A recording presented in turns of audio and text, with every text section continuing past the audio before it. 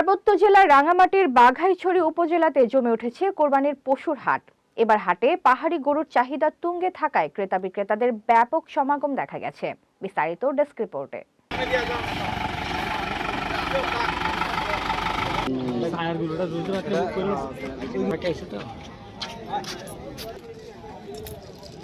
পাহাড়ি গরু সাধারণত কোনো ক্ষতিকর মোটা তাজাকরণ ওষুধ ছাড়াই পাহাড়ের সবুজ প্রাকৃতিক লতাপাতা খেয়ে বেড়ে ওঠে।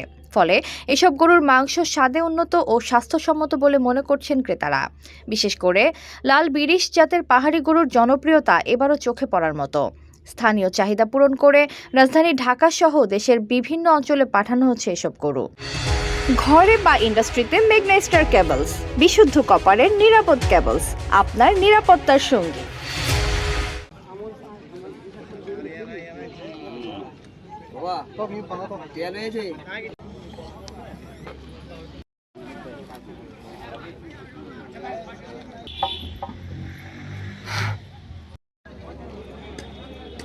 বুধবার সকালে হাট ঘুরে দেখা যায় উপজেলার বিভিন্ন দুর্গম এলাকা থেকে গরু নিয়ে আসছেন খামারি ও ব্যাপারীরা।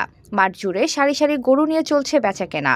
শুধু স্থানীয় নয়, চট্টগ্রাম জেলার রাউজান, রাঙ্গুনিয়া, হাটহাজারী সহ বিভিন্ন এলাকা এবং ঢাকা থেকেও ব্যাপারীরা এই হাটে আসছেন।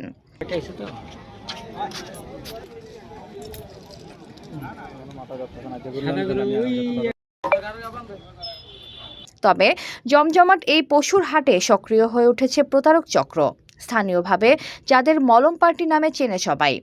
স্থানীয় সূত্রে জানা যায়, এক খামারি তার গরু বিক্রি করে ৬৬,০০০ টাকা হাতে পাওয়ার পর প্রতারক চক্রের খপ্পরে পড়েন। পরে তিনি অসুস্থ হয়ে অজ্ঞান হয়ে পড়লে স্থানীয়রা তাকে দ্রুত উদ্ধার করে বাঘাইছড়ি উপজেলা স্বাস্থ্য কমপ্লেক্সে ভর্তি করেন। ঘটনার পর বাঘাইছড়ি থানা পুলিশের টহল জোরদার করা হয়েছে বলে জানিয়েছেন থানার officer in charge Nasir Uddin Majumdar. HPL UPVC pipe and fittings, শক্ত, মজবুত ও দীর্ঘস্থায়ী, এক পাইপে জীবন পার।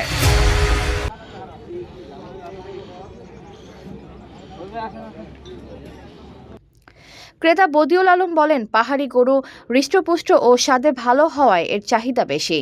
হাটে প্রচুর গরু এসেছে, এখন ঘুরে দেখছি, পছন্দ হলে কিনে নেব।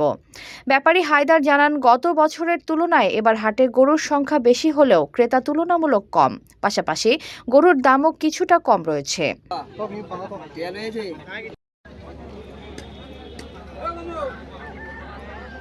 কোরবানি পশুর হাটের ইজারাদার সেলিম জাভেদ বলেন, প্রচণ্ড রোদের কারণে গরু ও মানুষের অসুস্থ হওয়ার আশঙ্কা রয়েছে, তাই স্থানীয় প্রশাসনের সহযোগিতায় আগের জায়গায় হাট বসানোর দাবি জানাচ্ছি।